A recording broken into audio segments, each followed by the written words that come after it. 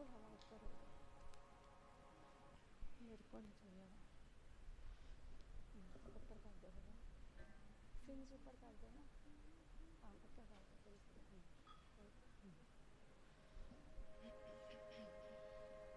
पंखा दे दो, इनको तेनू पंखा चला दो थोड़ा सा, इनको पंखा चला दो, पंखा चला दो, पंखा चला दो तुम, चलो।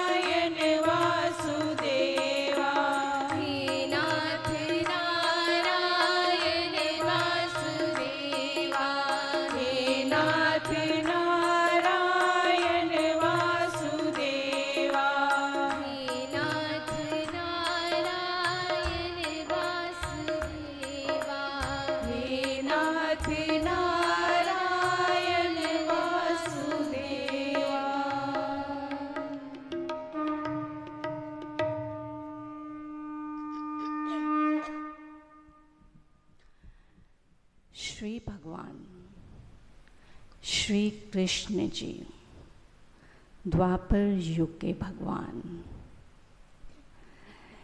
ने गीता जी में कहा कि श्रीमद् भगवत गीता का पाठ करना, सुनना, सुनाना ज्ञान यज्ञ है।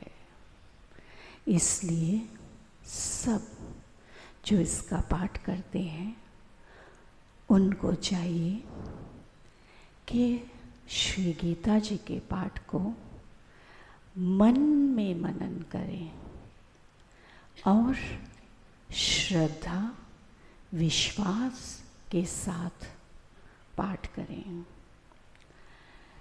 इसको अपने भीतर इनके अर्थों को अपने मन में उतारे और ज्ञान की गंगा में अपने मन को, अपने हृदय को स्नान कराएं। जो श्रद्धावान भाव चाह से इस ज्ञान यज्ञ को करता है, इस गीता ज्ञान से मानव को ईश्वर ज्ञान की प्राप्ति हो जाती है। किसको होती है? जो श्रद्धा से, भाव से इसका पाठ करता है और ऐसे जो मान कर बैठता है कि मेरे भीतर पवित्रता आ रही है, अपने भावों को अपने हृदय में लाकर पूरा प्रयत्न करता है इस ज्ञान पर चलने को, तो वो संसार रूपी भव सागर से पार हो जाता है। गंगा सागर प्रेम का श्री गीता का ज्ञान, इसमें जो उतर गया बना पुरुष महान। श्री गीता ज्ञान के प्रकाश से अविद्या का अंधकार दूर होता है। सद्गुरु स्वामी निष्काम जी इसकी व्याख्या श्री ब्रह्म ज्ञान जी में कर रहे हैं, जो महाराज जी का, स्वामी सत्यानंद जी महाराज जी का जो पावन ग्रंथ श्रीमद् भगवत गीता, उसका जो व्याख्या महाराज जी ने, गुरु जी ने की है कि श्री गीता ज्ञान के प्रकाश से अविद्या का अंधकार दूर होता है। इसका ज्ञान धरती के मानव के लिए अमृत कुंभ है। सत्य के पथ पर चलने वाला, जिसके सुनने जो इसके शब्द हैं, ज्ञान के शब्द हैं, एक एक शब्द अवतरित शब्द है, जिसके सुनने और बोलने से मनों की मैल धुलने लगती है, सत्य के पथ का ज्ञान होने लगता है, विचारों में पवित्रता आने लगती है और अपने आप पर विश्वास होने लगता है। सब जीवों से प्रेम का भाव उत्पन्न होने लगता है। मैं, मेरे का अहंकार मिटता हुआ नजर आने लगता है। इसमें ज्ञान, कर्म और भक्ति तीनों हैं। एक पूर्ण स्वरूप दिखाई देने लगता है। और सबसे बड़ी बात जो गुरु जी ने कहा कि ये मन को आशावादी बनाता है। ये ज्ञान गीता जी का त्याग तथा वैराग्य के मार्ग पर चलाता तथा शांति के अमृत रस का पान कराता है। इसमें पाप दोषों को धो डालने की पावन शक्ति है। और सबसे ऊपर का जो ज्ञान कह दिया कि इससे, इसके ज्ञान से, ज्ञान को जो मनन करता है मन से, उसको असीम शक्ति परमात्मा का भी वो अनुभव कर पाता है। तो ये जो ज्ञान है, हर रविवार जन्माष्टमी के दिन पूर्ण होती है। सुबह 8:30 से 10 बजे तक इसका ज्ञान रहेगा और इस भाव से आना है। पहले तो समय का ध्यान रखना है, कि 10 मिनट पहले महाराज जी के दरबार में आके उनके चरणों में बैठना है। वही भाव है, वही चाव है कि कितना मुझे चाव है, कितना प्रेम है अपने गुरु से, अपने सद्गुरु से। तभी ये ज्ञान भीतर जाता है। ये सारा खेल भावों का है, श्रद्धा और विश्वास का है। तो आज परमात्मा की कृपा से, गुरु जी के आशीर्वाद से श्रीमद् भगवत गीता का ज्ञान यज्ञ का शुभ आरंभ होने जा रहा है। महाराज जी से प्रार्थना है कि एक एक शब्द जो वो ज्ञान देंगे, देने वाले गुरु जी वही ज्ञान दे सकते हैं। पूर्ण संत ही ज्ञान दे सकते हैं। एक एक शब्द हमारे हृदय में उसका समा जाए। एक एक शब्द हृदय उस ज्ञान की गंगा में बहे। ऐसा आशीर्वाद सब पर गुरु जी से हम यही मांगते हैं। जय श्री राम।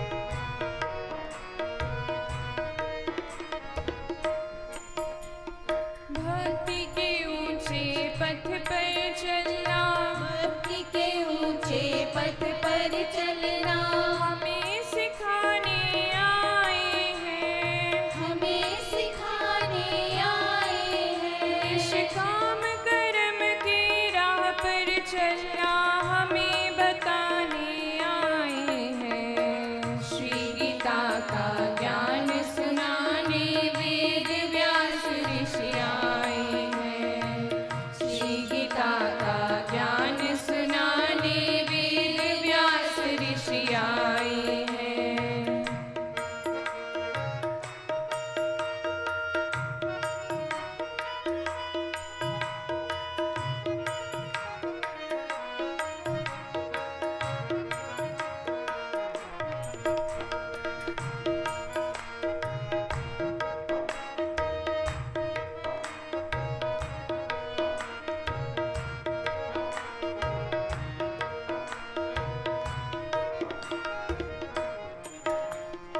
योग के ऊंचे परम मार्ग का योग के ऊंचे परम मार्ग का भेद बताने आए हैं। भेद बताने आए हैं। मानव का ज्ञान अंधेरा दूर भगाने आए हैं। श्री गीता का ज्ञान सुनाने वेद व्यास ऋषि आए हैं। श्री गीता का ज्ञान सुनाने वेद व्यास ऋषि आए हैं।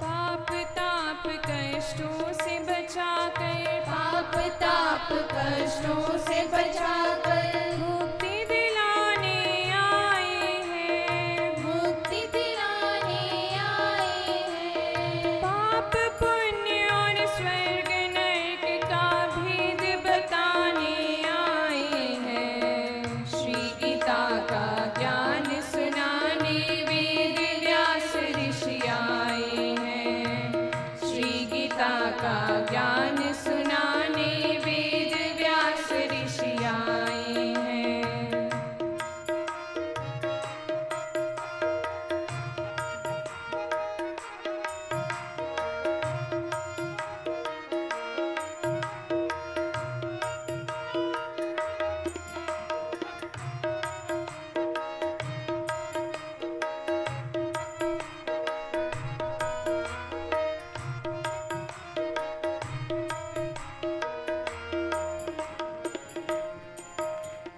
कर्म फलों का त्याग है करना। कर्म फलों का त्याग है करना। योग के ऊंचे पथ पर चलना। योग के ऊंचे पथ पर चलना। काम क्रोध अहंकार से हमको मुक्त कराने आए हैं। श्री गीता का ज्ञान सुनाने वेद व्यास ऋषि आए हैं। श्री गीता का ज्ञान सुनाने वेद व्यास ऋषि आए हैं।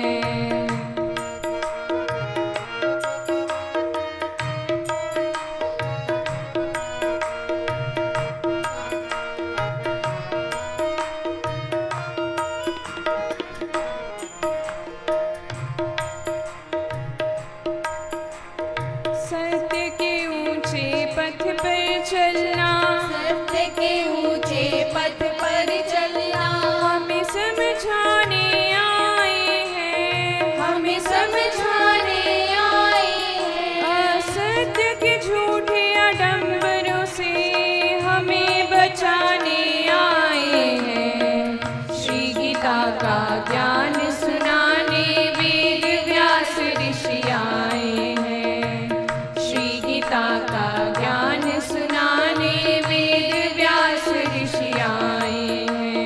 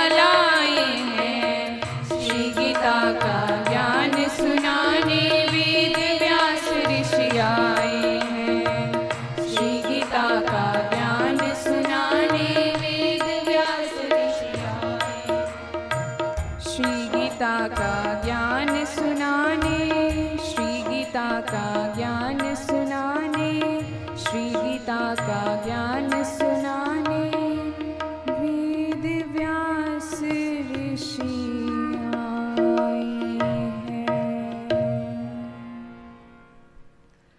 पढ़ेंगे पहला अध्याय। गुरुर्ब्रह्मा गुरुर्विष्णु गुरुर्देवो महेश्वरा, गुरु साक्षात् परं ब्रह्म तस्मै श्री गुरुवे नमः। गुरु जी को करिए वंदना, भाव से बारंबार, नाम सुनो कासे किया, जिसने भव से पार। ओम तत्सत। पहला अध्याय।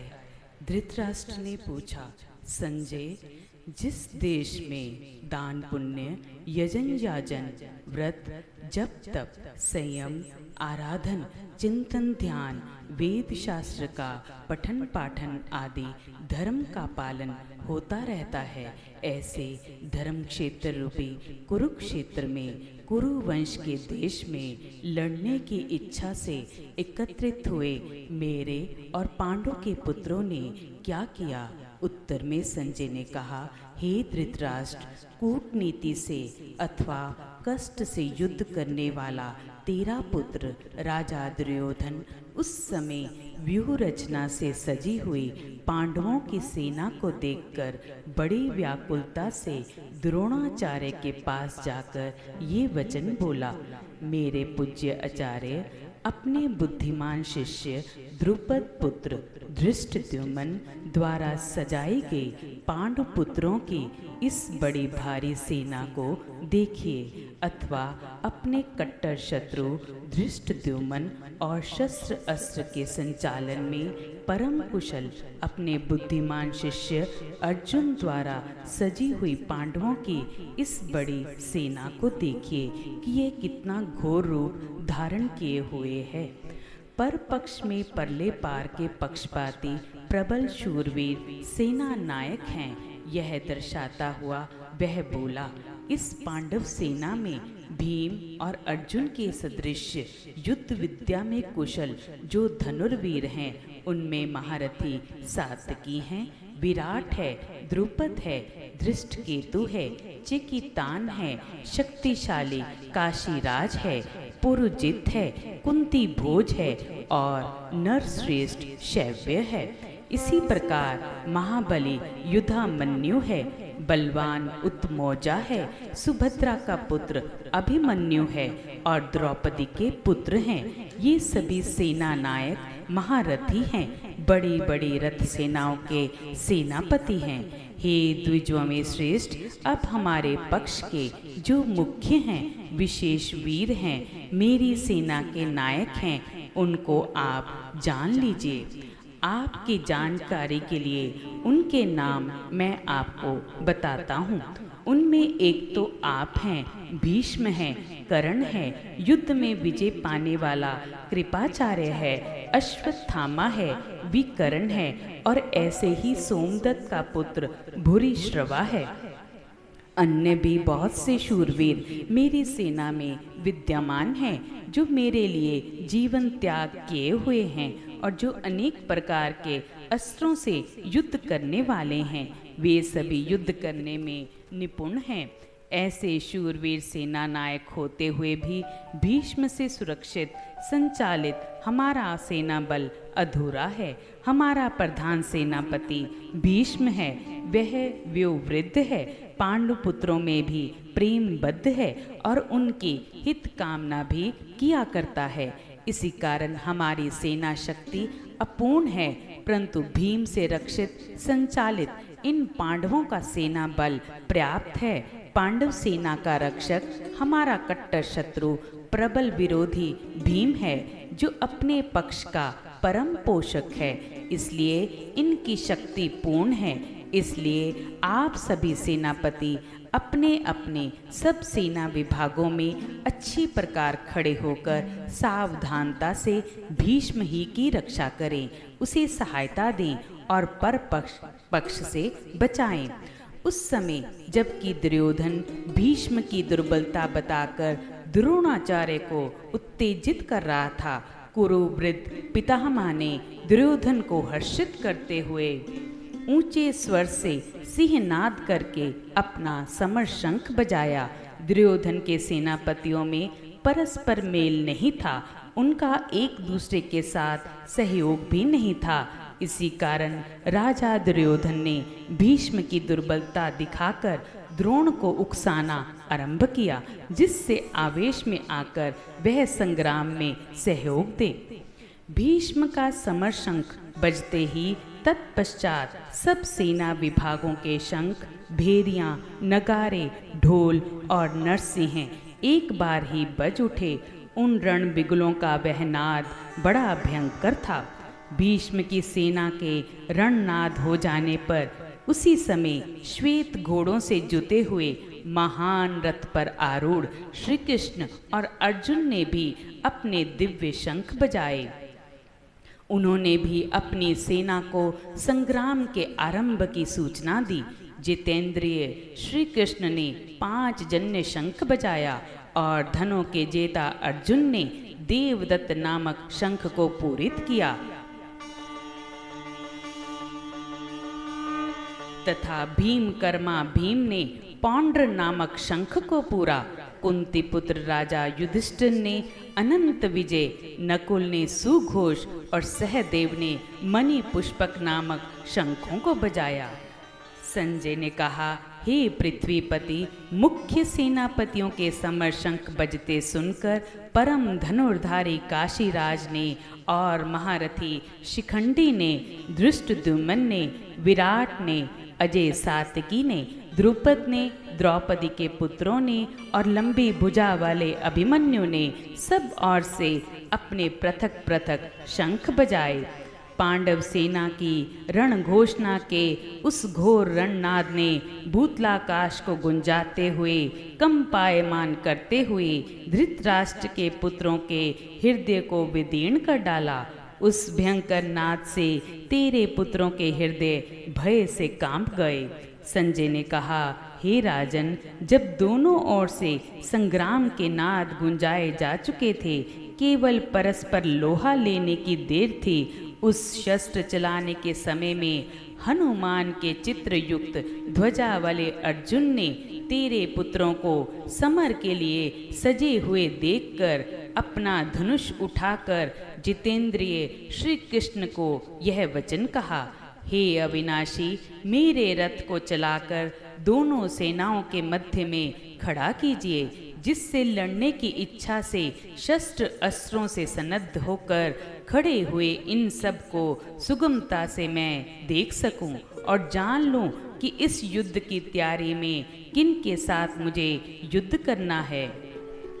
नीति न्यायहीन दुर्बुद्धि दुर्योधन का हित करने की इच्छा वाले जो यह योद्धा इस स्थान में इकट्ठे हुए हैं, उन युद्ध करने वालों को मैं भली भांति देखूं।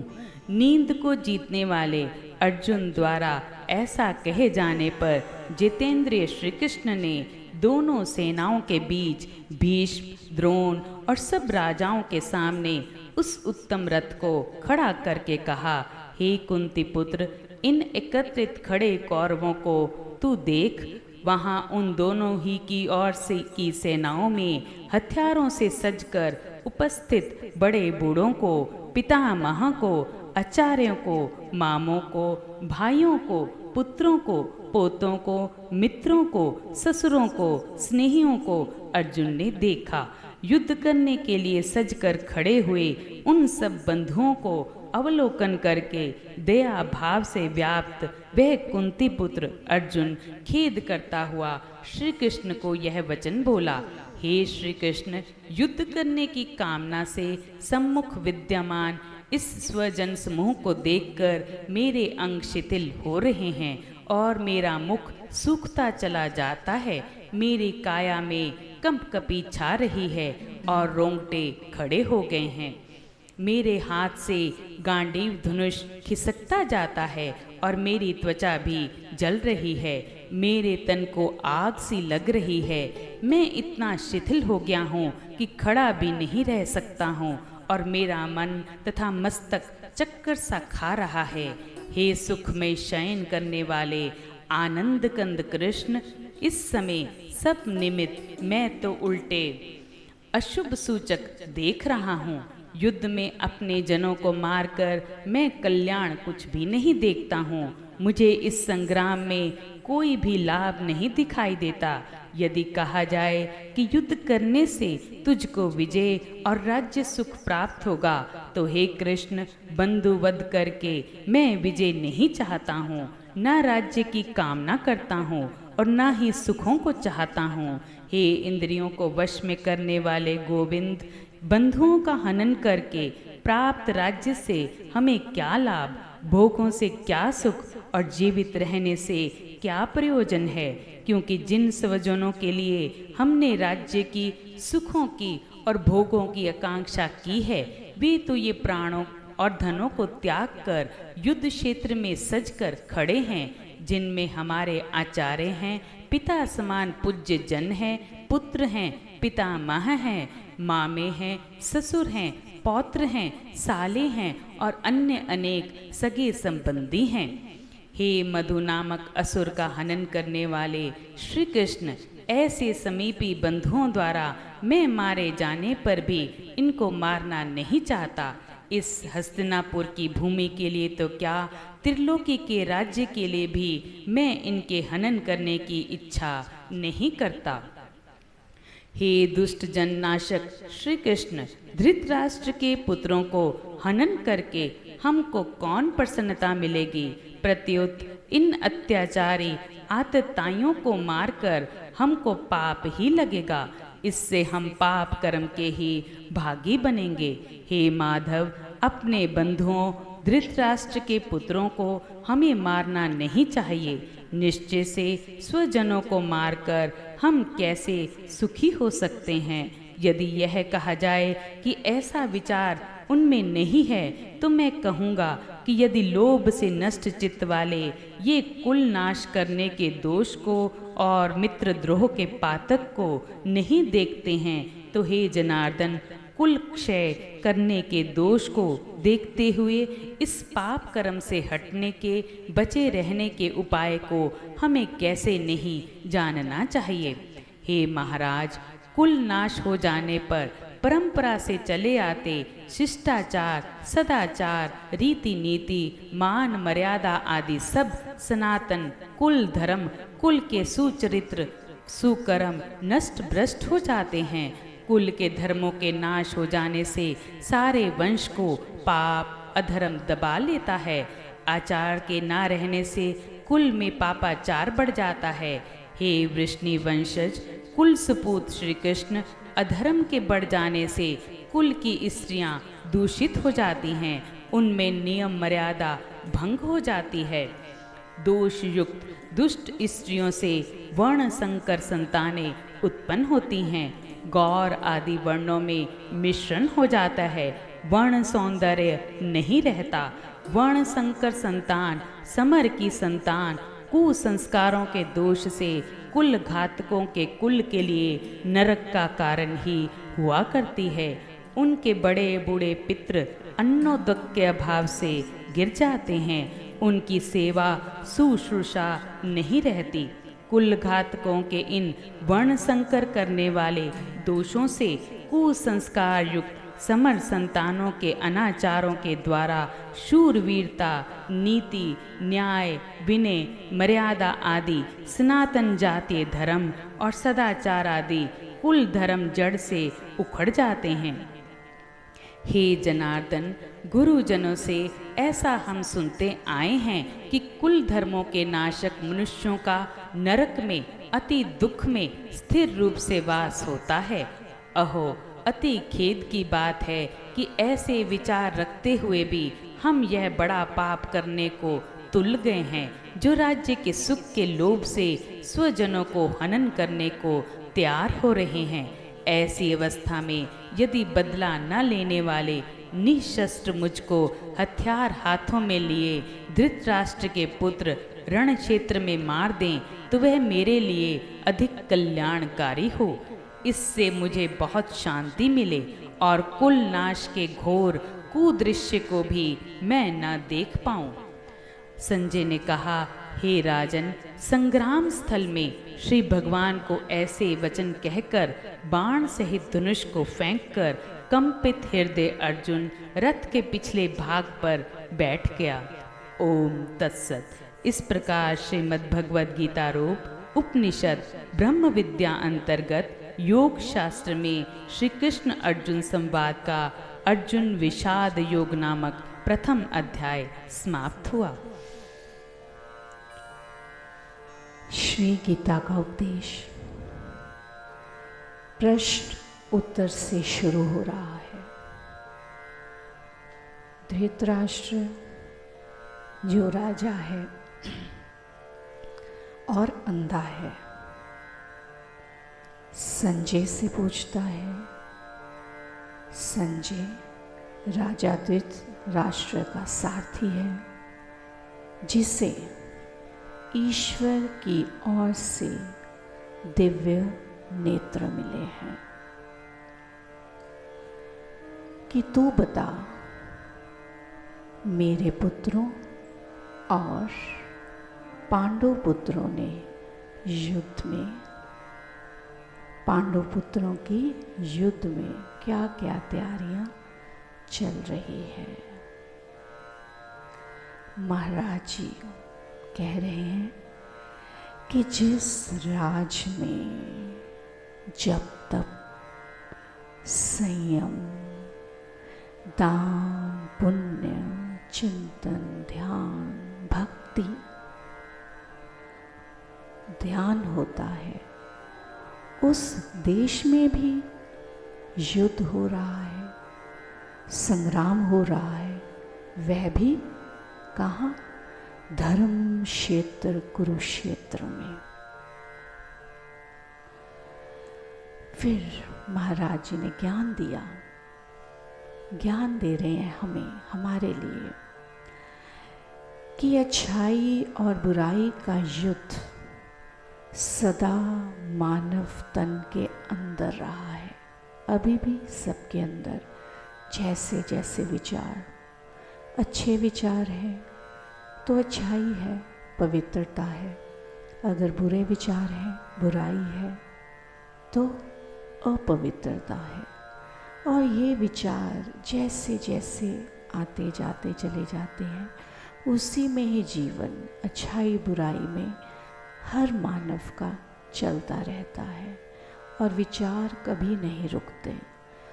जब से जन्म हुआ मृत्यु तक ये जो विचार है भीतर आते और जाते रहते हैं। अच्छाई और बुराई हमेशा साथ ही रहती है। ये अलग बात है कि कभी मानव तन में ऊंचे विचार आ जाए। ऊंचे विचार कब आते हैं? जब भी आप बैठें, कहीं भी बैठें, विचार ये स्वाभाविक ही है, सब कुछ है, तब भी जो नहीं है उस पर ही विचार जाता है और दुख का कारण बन जाता है। सब कुछ है लेकिन जो नहीं मिला उस पर ही विचार है। ये स्वभाव है विचार का। लेकिन ये शुभ कब होता है? किसी महापुरुष के पास बैठने से वह अच्छाई नेकी करने लग जाता है। इसलिए सत्संग में आना अति ज़रूरी है। सत्संग जिस समय बैठे हैं, जो भाव है, जो ज्ञान है, अभी भी जो ज्ञान ले रहे हैं, अब भीतर क्या है? जो मन से बैठे हैं, भीतर क्या है? अच्छाई है, पवित्रता है, सतगुरु की ये संगति ही है। और यही, केवल यही नाम ही अच्छाई की ओर ले जा सकता है और कुछ भी नहीं संसार में।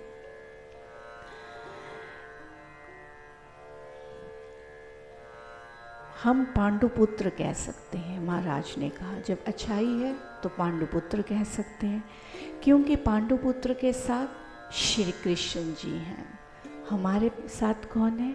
महाराज जी हैं, जो मन से हर वक्त ये मानते हैं कि महाराज जी हमें देख रहे हैं। देख वो रहे हैं, लेकिन जो मान गया फिर वो पवित्रता सत्य की ओर ही चलता है कि महाराज जी हर समय हमें देख रहे हैं, हमारे साथ हैं। श्री कृष्ण जी उनके साथ हैं, उनको श्री कृष्ण जी पर श्रद्धा और विश्वास है।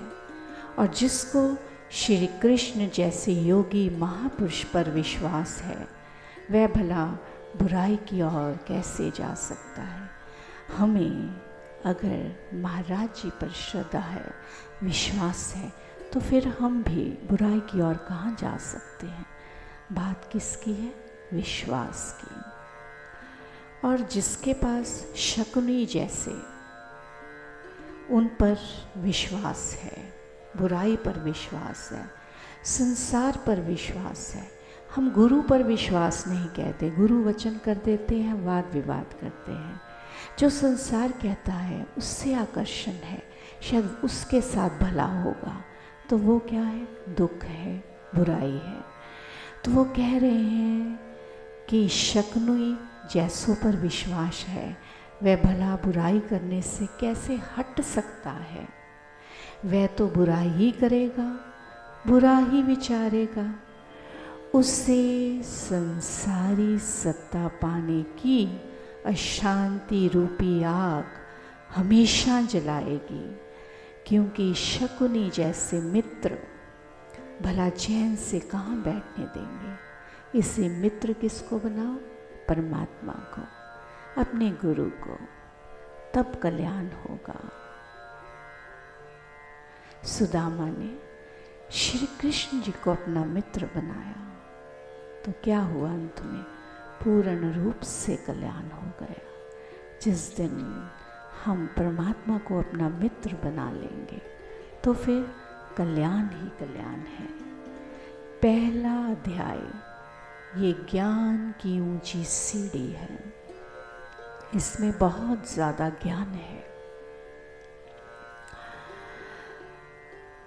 संजय धृतराष्ट्र को कहता है, यहाँ से श्री गीता जी का ज्ञान शुरू हो रहा है। तेरा पुत्र, हे महाराज, तेरा पुत्र दुर्योधन पांडवों की सेना को सजी देखकर हैरान हो रहा है, वह व्याकुल हो रहा है और किसके पास जाता है?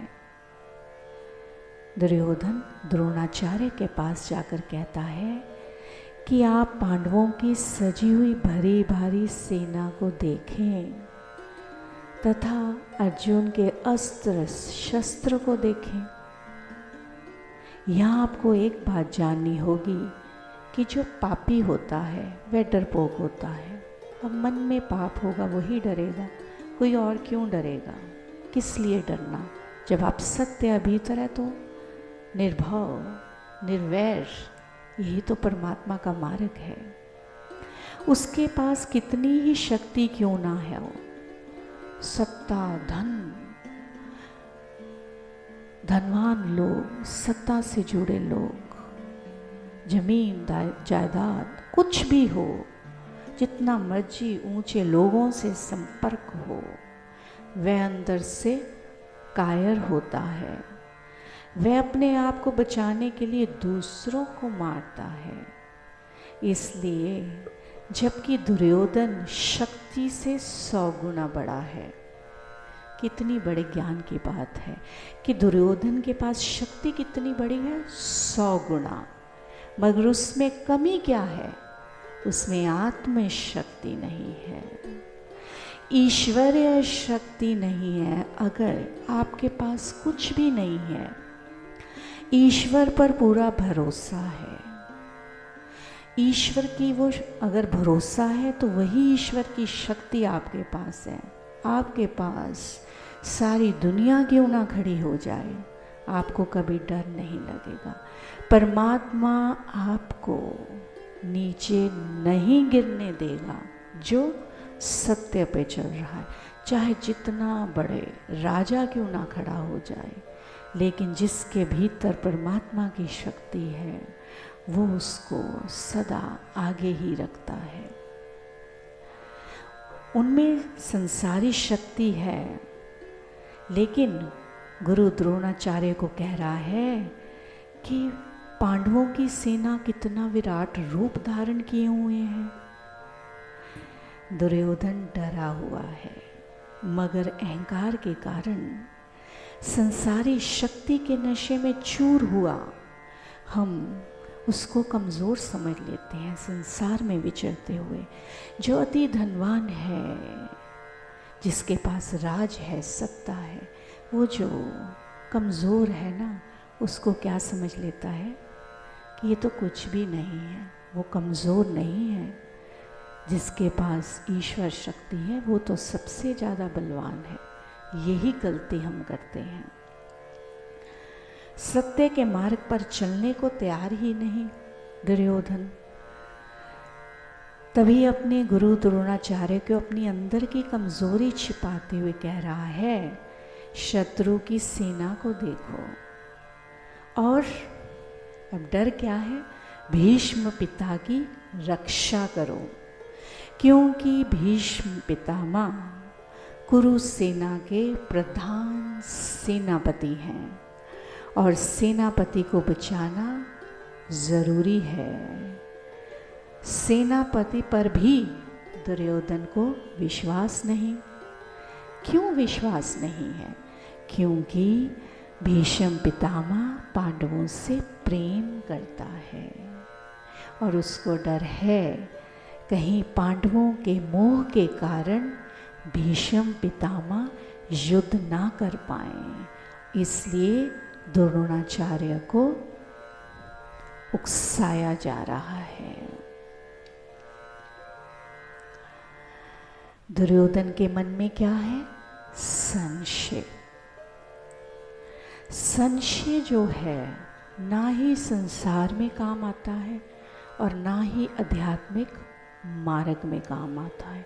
ये जो संशय का बीज है तबाह कर देता है।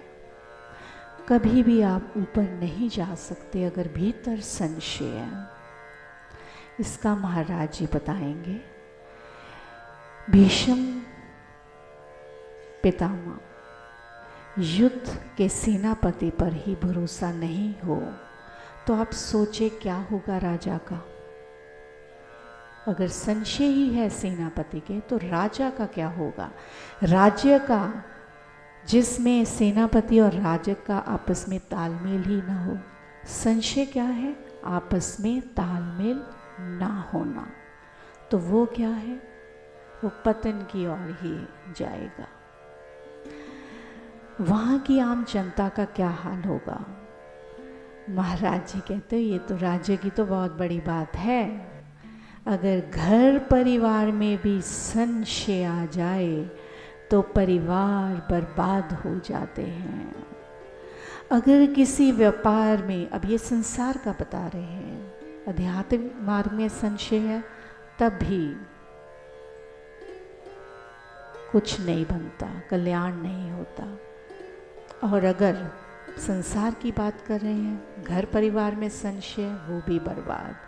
अगर किसी व्यापार में हिस्सेदारी में संशय आ जाए तो व्यापार तबाह हो जाते हैं। भाई भाई, पति पत्नी, बाप बेटे में आ जाए तो सब कुछ नष्ट हो जाता है। फिर पूरे देश की क्या बात है? वहाँ पांडवों का क्या बिगाड़ सकता है कोई, जब कुरुओं में आपस में ही एकता नहीं।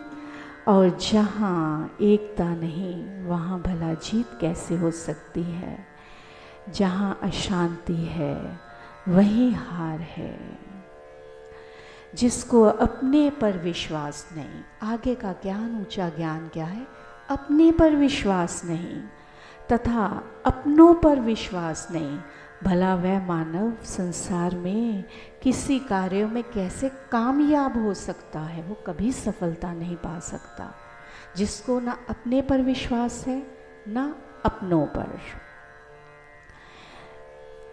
इसी विश्वास की कमी के कारण दुर्योधन अपने आप में शांत है तथा यथार्थ भी है। अब क्या होगा? धर्म तथा सत्य के मार्ग पर चलना बहुत मुश्किल है। जिन पर कृपा राम की हुई, तिन पर कृपा करे सब कोई। ऐसी ही कृपा करने श्री कृष्ण जी अपने भक्त का सारथी बनकर आए हैं। कौरव सेना में एकता न होने का कारण उनके शंख, ढोल, नगाड़े सभी एक साथ ही बज उठे और भयंकर नाद हुआ। और उस समय श्री कृष्ण जी के सफ़ेद घोड़े वाले रथ के सारथी थे। उन्होंने अपना शंख बजाया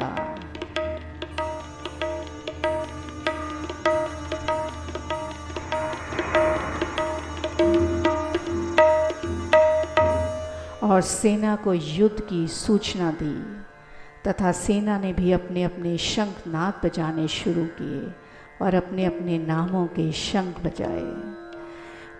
पांडव पुत्रों की घोष सुनकर कुरु सेना बौखला गई। जब भयंकर नाद बजे एक ताल में तो दुर्योधन का हृदय कांप गया।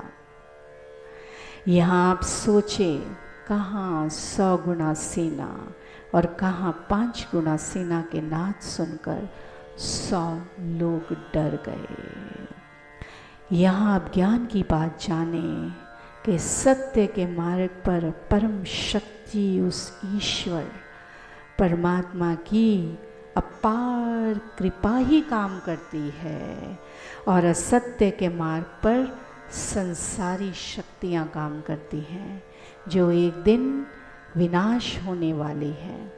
और परम शक्ति शाश्वत सदा रहने वाली है, वही सत्य है।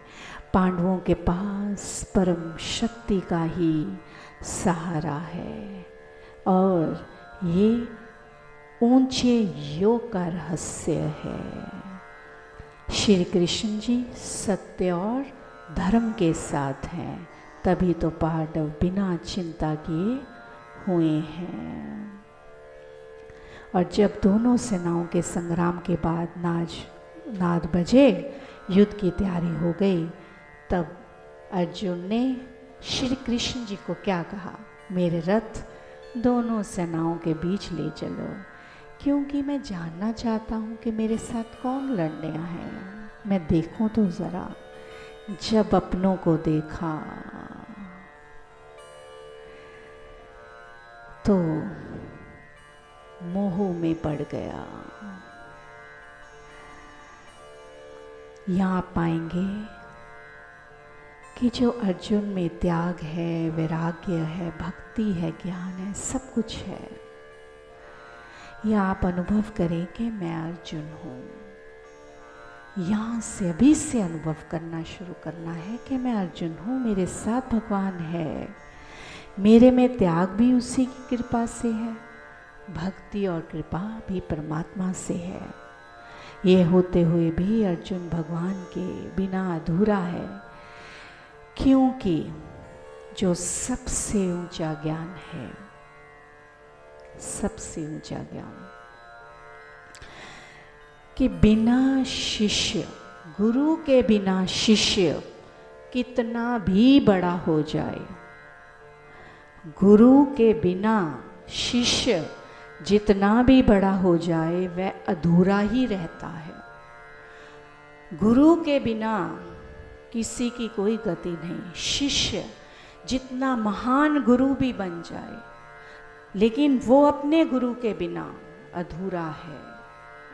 जो अपने गुरु को छोड़कर लोग उनको पूछने लग जाते हैं और उनके मन में अहंकार आने लग जाता है, तो वो एक ना एक दिन उनका सर्वनाश हो जाता है। गुरु से ऊपर कोई नहीं, गुरु से ऊपर बड़ा कोई नहीं। जिस जन ने लिया जान उसको ही परमात्मा मिलता है, उसको ही श्री राम मिलता है। जो सदा अपने गुरु के चरणों में झुका रहता है, उसके चरणों में, उसके चरणों की धूड़ी अपने मस्तक को लगाता है, तभी साधक पर, उसके शिष्य पर वो कृपा बनी रहती है। नहीं तो एक ना एक दिन, हाँ ज़रूर अहंकार के कारण थोड़े समय ऊपर चला जाएगा, लेकिन भीतर बिल्कुल खाली रह जाएगा। गुरु का इतना ज़्यादा महत्व है। तो समय हो रहा है, क्योंकि जो पहला और दूसरा अध्याय बहुत ही पूर्ण ज्ञान है, बहुत ज़्यादा ज्ञान है, और ये सारा ज्ञान हम श्री ब्रह्म ज्ञान जी से, गुरु जी का ज्ञान ले रहे हैं। बहुत गिने चुना पंक्तियाँ ली हैं, फिर भी इतना ज्ञान है, इतना ज्ञान है।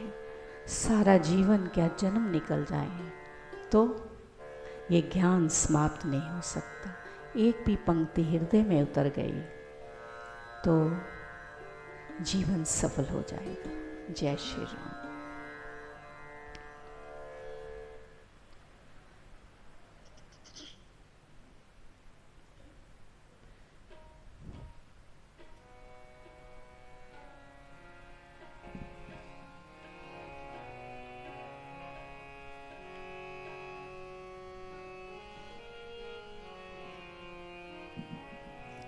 श्री गीता के ज्ञान में डूबो, श्री गीता के ज्ञान में डूबो, गंगा का स्नान करो, श्री गीता के ज्ञान में डूबो, श्री गीता के ज्ञान में डूबो, गंगा का स्नान करो, गंगा का स्नान करो, श्री गीता के ज्ञान में डूबो, जन्म जन्म की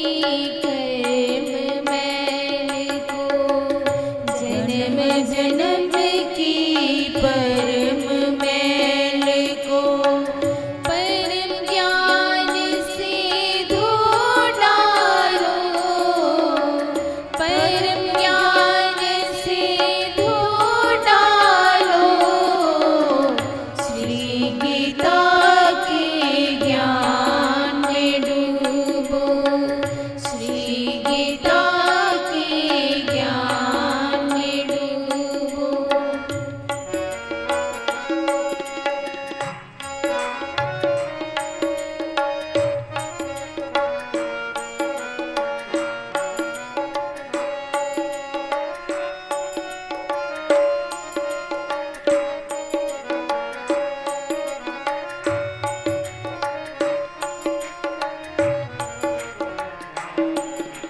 मोह में पड़े अर्जुन को जैसे आत्मामृत ज्ञान दिया, मोह में पड़े अर्जुन को जैसे आत्मामृत ज्ञान दिया, स्वार्थ लालच ममता छोड़ गए, स्वार्थ लालच ममता छोड़ गए, सब कर्म निष्काम करो, सब कर्म निष्काम करो, श्री गीता के ज्ञान में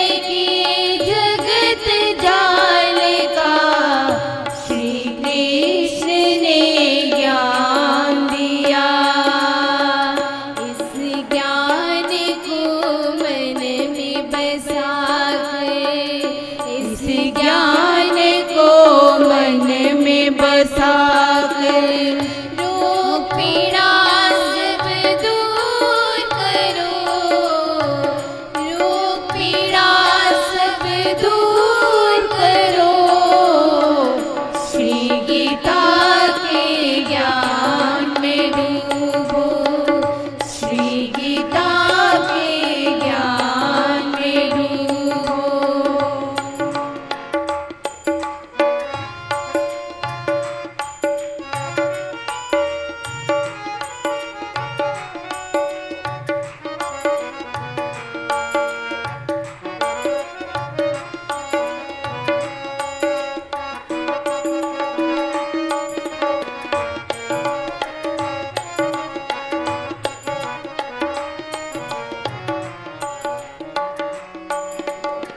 ऋषियों ने इसको गाया है, दया कृपा सुख पाने को।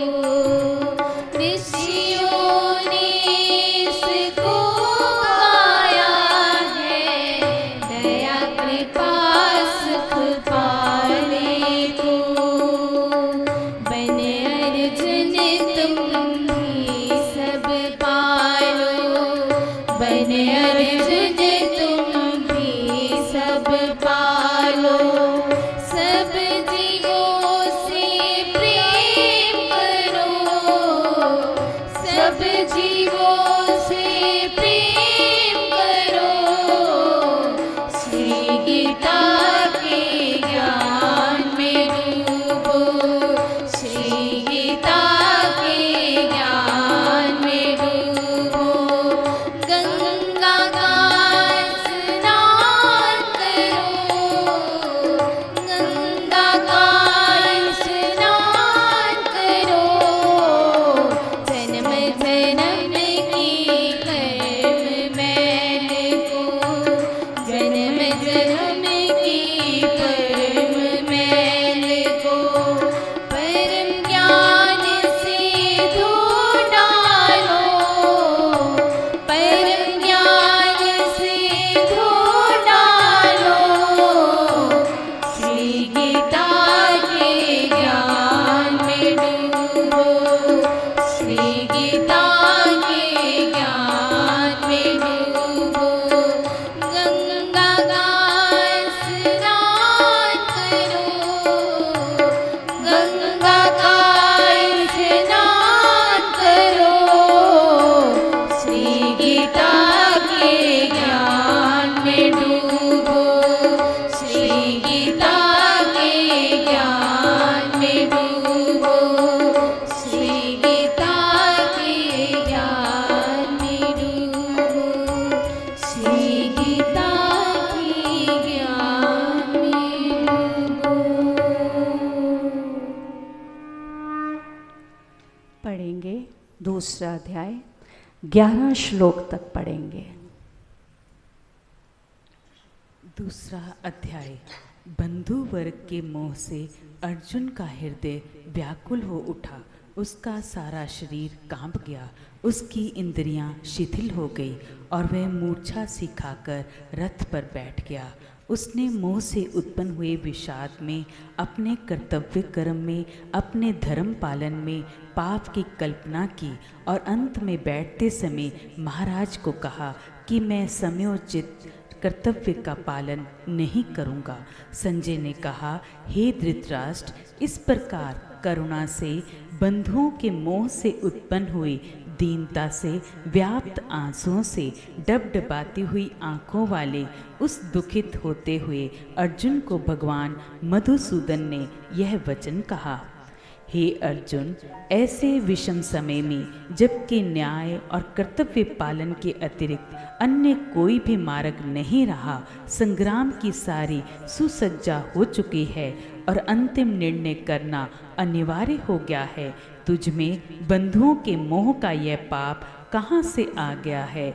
यह पाप अनार्य जनों में हुआ करता है, यह नरक देने वाला है और अपयश कारक है। श्री महाराज ने अर्जुन को बलाढ्य वचनों में बताया कि यह तेरा मोह तथा कर्तव्य कर्म पालन करने से विमुख होना धर्म नहीं किंतु अधर्म है, पाप है। आर्यों में मोह और कायरता का पाप नहीं होता, वे कर्तव्य कर्म को धर्म मानते हैं। यह तेरा पाप अनार्य कर्म है और तेरी जाति के कर्मों से विपरीत है। यह पाप धर्म तत्व के भी विपरीत है, इस कारण नरक देने वाला है।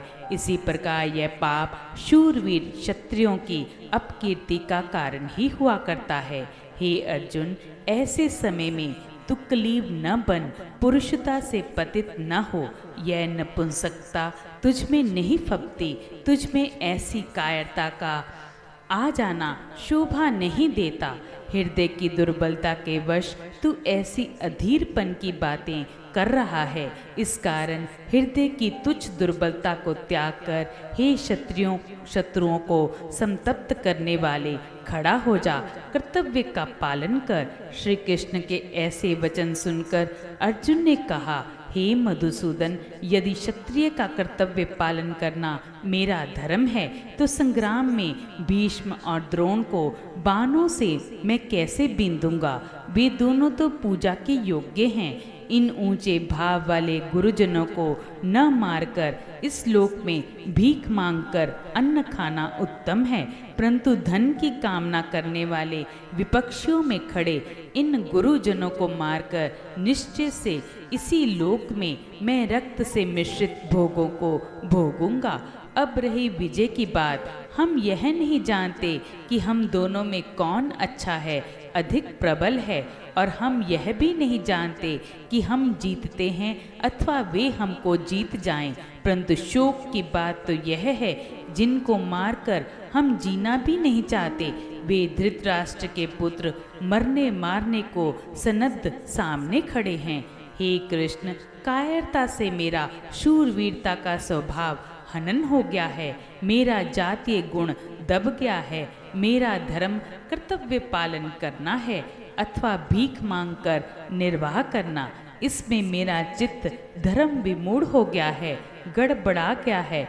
इसलिए मैं तुझसे पूछता हूँ, जो कल्याणकारी मार्ग हो वह निश्चित मार्ग मुझे बताइए। मैं तेरा शिष्य हूँ, तेरी शरण में अर्पित हूँ, मुझे शिक्षा दीजिए, मुझको निश्चित सन्मार्ग बताइए।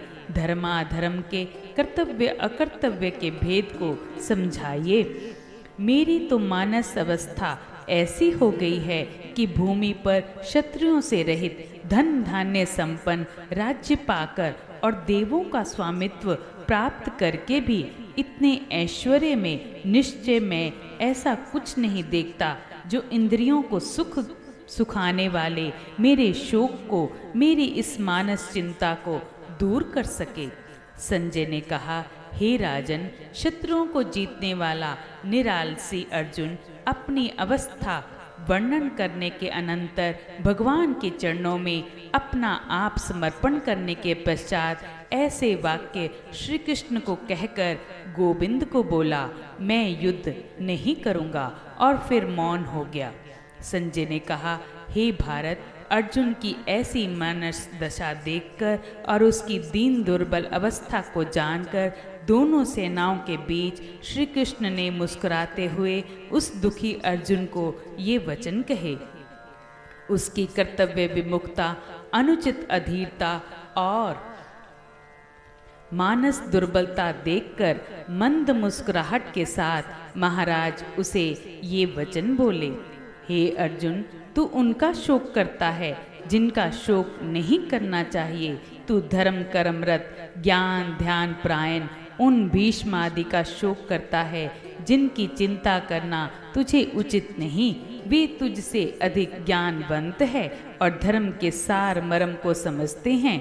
ऐसी दशा में मोहवश केवल तू बुद्धि की बातें बना रहा है, केवल तू पंडितों के समान बुद्धिवाद के वचन ही बोल रहा है।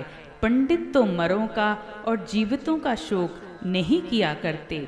पंडितों के मत में मनुष्य के लिए समबुद्धि से कर्तव्य कर्म करना ही उचित है।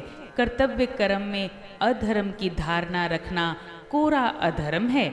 वस्तुओं के परिवर्तन में, लोकों की उत्पत्ति विनाश में जैसे सृष्टि नियम काम कर रहा है, ऐसे ही प्राणियों का भी जीवन मरण विधाता का विधान है। यह विश्व आत्मा का विधान किसी से भी टाले नहीं टल सकता। जय श्री राम। जय श्री राम। आज संक्रांति का भी पर्व है, सावन का महीना जो आज शुभ आरंभ हुआ है। सबके लिए ये महीना हर दिन सुख लेकर आए, घरों में सुख हो, आनंद हो, शांति हो, सुकून हो, धन धान्य से भरपूर हो, बरकत हो, नाम की कमाई भरपूर हो और नाम की कमाई में बरकत हो। और आज उससे भी शुभ दिन है कि श्री गीता जी का पाठ, जिसका महाराज जी की आज्ञा से शुभ आरंभ हुआ है, और इसका ज्ञान पूरे मन से समर्पण होकर बैठना है।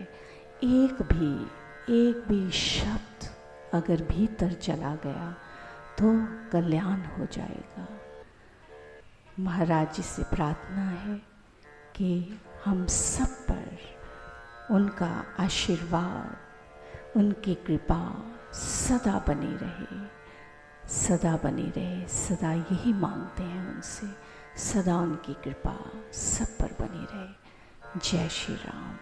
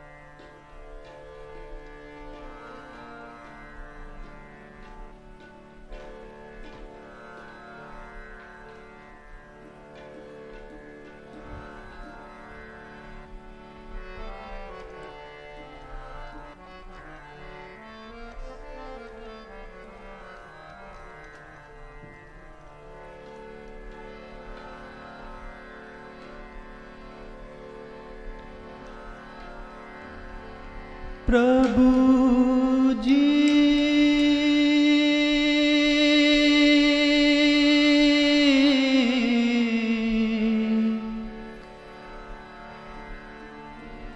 खोलो दया का द्वार,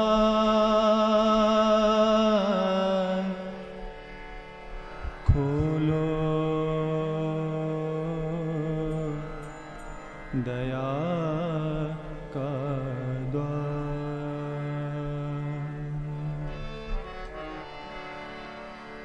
खोलो दया का द्वार। प्रभु जी अब खोलो दया का द्वार, खोलो दया का द्वार। प्रभु जी अब खोलो दया का द्वार, खोलो दया का द्वार। प्रभु जी अब खोलो दया का द्वार, खोलो दया का द्वार। कई जन्म से भटक रहा हूँ, मत करना इनकार। कई जन्म से भटक रहा हूँ, मत करना इनकार। प्रभु जी अब खोलो दया का द्वार, खोलो दया का द्वार। दया का द्वार,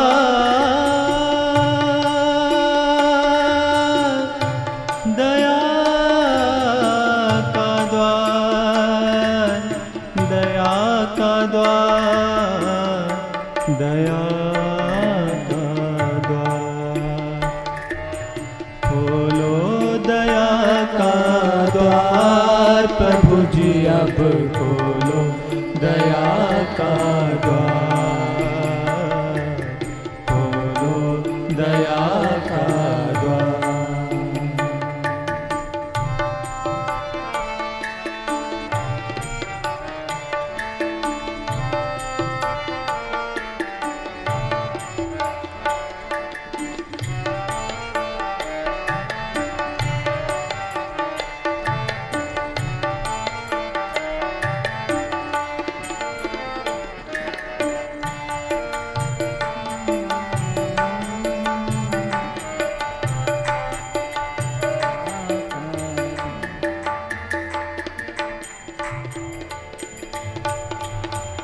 तेरा मेरा साथ पुराना, तू दाता मैं भिखारी।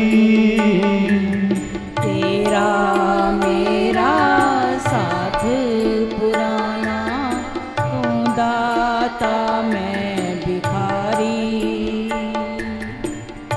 तेरा मेरा साथ पुराना,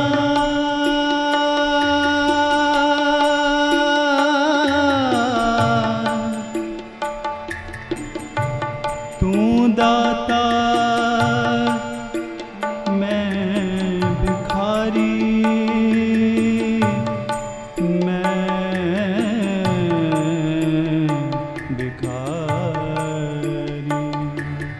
तेरा मेरा साथ पुराना, तू दाता मैं भिखारी। तेरा मेरा साथ पुराना, तू दाता मैं भिखारी। प्यार की भिक्षा डाल दो अब तो, प्यार की भिक्षा डाल दो अब तो। खड़ा मैं झोली पसार, प्रभु जी अब खोलो दया का द्वार। खोलो दया का द्वार, खोलो दया का द्वार। प्रभु जी अब खोलो दया का द्वार। खोलो दया का द्वार। प्रभु जी अब खोलो दया का द्वार।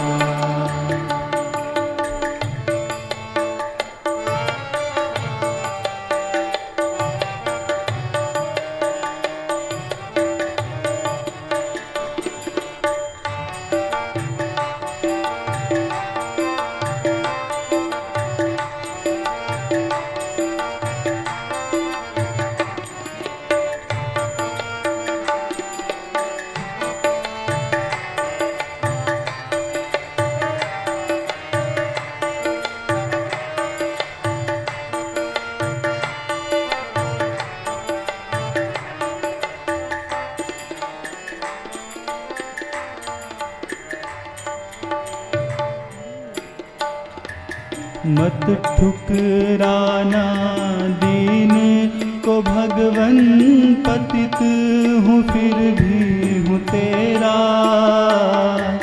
मत ठुकराना दीन को भगवन, पतित हूँ फिर भी हूँ तेरा। मत ठुकराना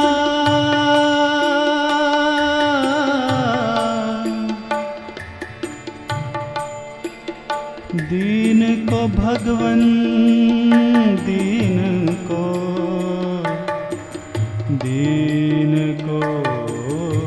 भगवन। मत ठुकराना दीन को भगवन, पतित हूँ फिर भी हूँ तेरा। मत ठुकराना दीन को भगवन, पतित हूँ फिर भी हूँ तेरा। या तो कह दो पतितों का तूने, या तो कह दो पतितों का तूने, किया ना कभी उद्धार। प्रभु जी अब खोलो दया का द्वार। खोलो दया का द्वार। खोलो दया का द्वार। प्रभु जी अब खोलो दया का द्वार। खोलो दया का द्वार।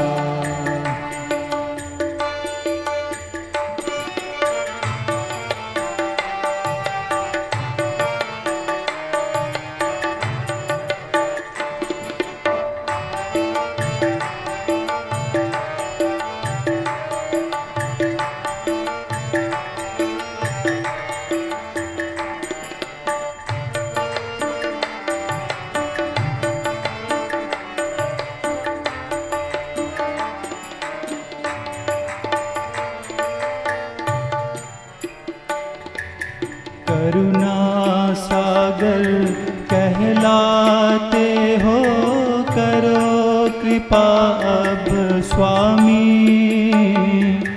करुणा सागर कहलाते हो, करो कृपा अब स्वामी। करुणा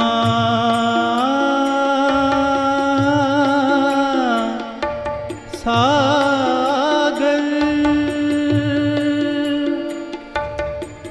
करुणा सागर कहलाते हो,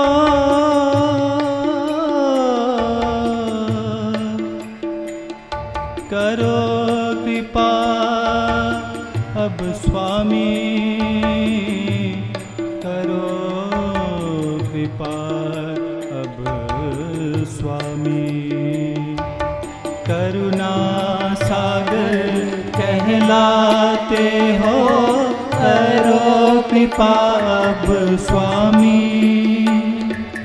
हाथ पकड़ लो माझी अब तो, हाथ पकड़ लो माझी अब तो। नाव पड़ी मझधार, प्रभु जी अब खोलो दया का द्वार। खोलो दया का द्वार, खोलो दया का द्वार। प्रभु जी अब खोलो दया का द्वार। खोलो दया का द्वार। कई जन्म से भटक रहा हूँ, मत करना इनकार। प्रभु जी अब खोलो दया का द्वार। खोलो दया का द्वार। खोलो दया का द्वार। प्रभु जी अब खोलो दया का द्वार। खोलो दया का द्वार। खोलो दया का द्वार। मन मंदिर में गूंजते तेरे जय जयकारे राम। मन मंदिर में गूंजते तेरे जय जयकारे राम। मन मंदिर में गूंजते तेरे जय जयकारे राम। मन मंदिर में गूंजते तेरे जय जयकारे राम। तेरे जय जयकारे राम, तेरे जय जयकारे राम। मन मंदिर में गूंजते तेरे जय जयकारे राम। मन मंदिर में गूंजते तेरे जय जयकारे राम। मन मंदिर में गूंजते तेरे जय जयकारे राम। मन मंदिर में गूंजते तेरे जय जयकारे राम। तेरे जय जयकारे राम, तेरे जय जयकारे राम। तेरे जय जयकारे राम, तेरे जय जयकारे राम। मन मंदिर में गूंजते तेरे जय जयकारे राम। मन मंदिर में गूंजते तेरे जय जयकारे राम। मन मंदिर में गूंजते तेरे जय जयकारे राम। मन मंदिर में गूंजते तेरे जय जयकारे राम।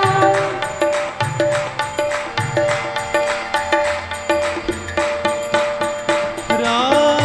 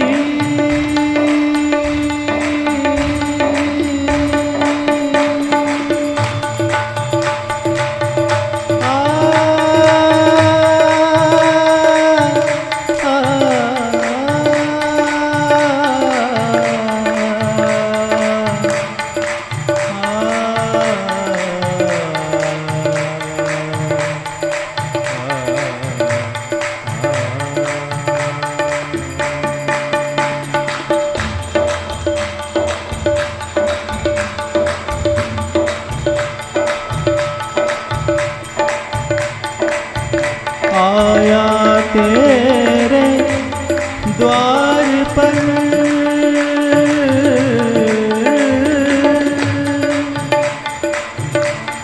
दुखी अबल तब बार पावन अपने प्रेम से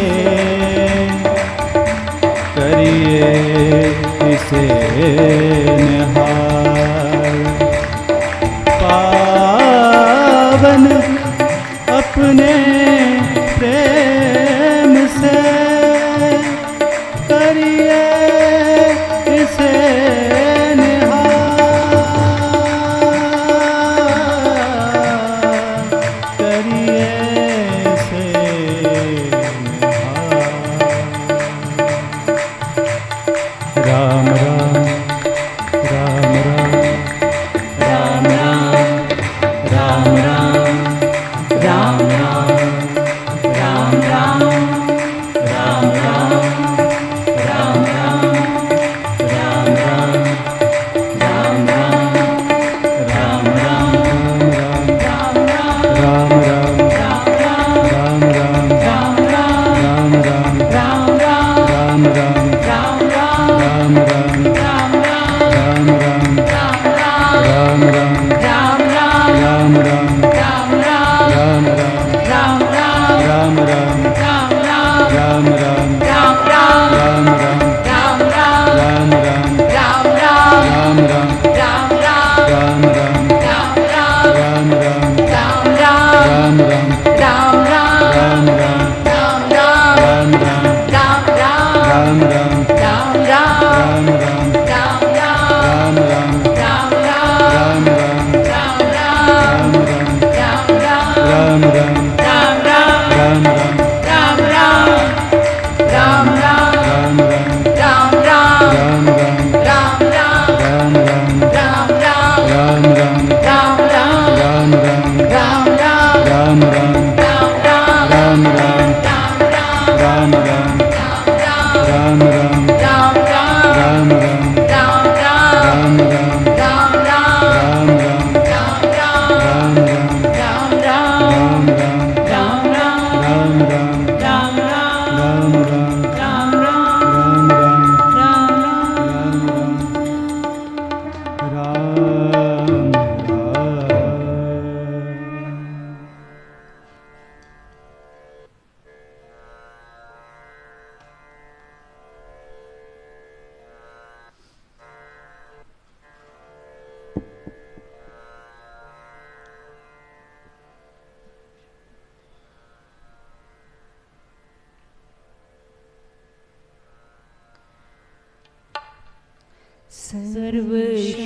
सर्वशक्तिमते परमात्मने श्री रामाय नमः। सर्वशक्तिमते परमात्मने श्री रामाय नमः। सर्वशक्तिमते परमात्मने श्री रामाय नमः। सर्वशक्तिमते परमात्मने श्री रामाय नमः। सर्वशक्तिमते परमात्मने श्री रामाय नमः। सर्वशक्तिमते परमात्मने श्री रामाय नमः। सर्वशक्तिमते परमात्मने